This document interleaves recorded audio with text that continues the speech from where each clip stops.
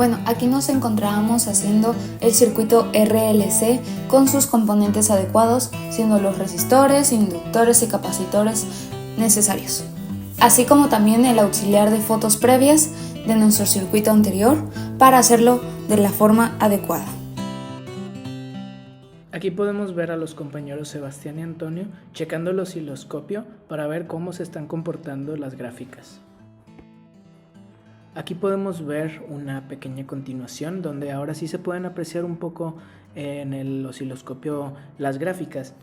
Cabe mencionar que durante la práctica tuvimos ciertos inconvenientes porque bueno, al principio las medidas recuerdo que nos daban pues creo que superiores a 100 volts, lo cual a mí personalmente, a mí Antonio se me hizo algo que se trataba de un error porque pues yo pensaría que con 100 volts esa resistencia se estaría quemando, pero ya después el profesor de laboratorio nos ayudó y si no mal recuerdo el problema estaba en una mala conexión y después las gráficas se vieron mejor.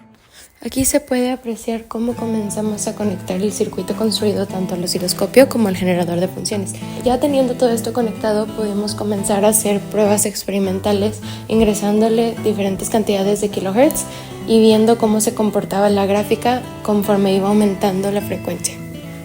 Aquí nos encontrábamos haciendo mediciones con el osciloscopio y el generador de señales y poniéndolas en la tabla de Excel para hacer la gráfica.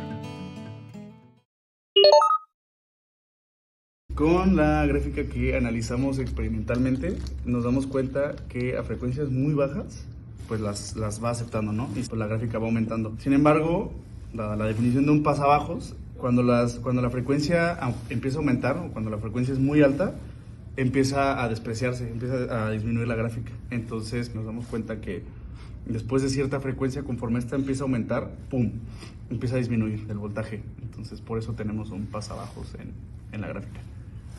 Ahora, la función de transferencia fue algo que nos tomó mucho tiempo sacar porque era una función complicada y tenía muchos términos y pues no era tan sencilla de sacar porque se tenía que utilizar la transformada de Laplace, entre otras cosas. Y pues bueno, de ahí, de la función de transferencia, por medio de Fourier se pasó a la función de magnitud de salida. Y bueno, esa nos ayudó a poder graficar lo que ahora muestro en pantalla. Esa gráfica, donde el eje Y es la magnitud de salida y el eje X la frecuencia en Hertz, pues nos ayuda a ver cómo se va comportando pues, la magnitud de salida conforme le vamos aumentando la frecuencia. Y podemos ver que tiene una cierta cumbre, por así decirlo, un pico suave, y al principio y después empieza a bajar controladamente.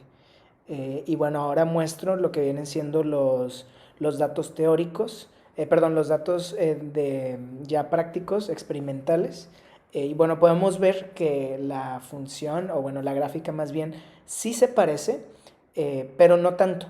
Pero se parece a nuestro criterio lo suficiente. Igual tenemos el eje Y como la magnitud de salida y el eje X como la frecuencia. La verdad, al principio cuando empezamos a hacer los cálculos con los datos experimentales, fuimos subiendo de 5 en 5 la frecuencia y después hicimos saltos más grandes. Entonces ya por ahí de los 200 kilohertz había un pico y dijimos, bueno, ¿qué será eso? Incluso hasta Sebastián comentó, bueno, tal vez será la famosa función de delta Dirac. Pero cuando volvimos al laboratorio, lo que pasó fue que hicimos saltos más controlados, nos fuimos de 5 en 5, luego de 10 en 10 y así, y nos dimos cuenta que se podía formar este pico que pues en sí puede ser un poco más suave. Y pues nos dimos cuenta que sí se estaba apareciendo porque sí subía y después ya empezaba a bajar, lo cual se parece, como ya dije, a los datos teóricos, porque bueno, incluso también en el eje X, como podemos ver, no llega a los 10.000 kilohertz como lo hace en los datos teóricos, porque si lo hacíamos así, pues ya la gráfica se veía un poco rara. Lo que pasa es que se empezaba a estabilizar en un valor y pues incluso eso hacía que se pareciera aún más a los datos teóricos.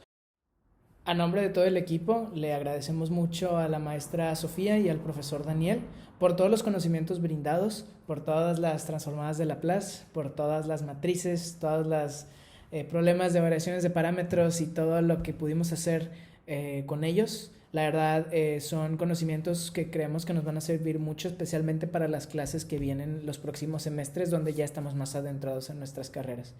La verdad fue muy interesante ver cómo funciona todo esto, poder aplicar, creo que casi que por primera vez en el semestre algo, y pues bueno, qué mejor que con circuitos, por ejemplo, ¿no? Donde sí se usa mucho esto de Laplace. Entonces, nuevamente, de mi parte y a nombre de todo el equipo, les agradecemos y esperamos toparlos en los pasillos del TEC. Muchas gracias.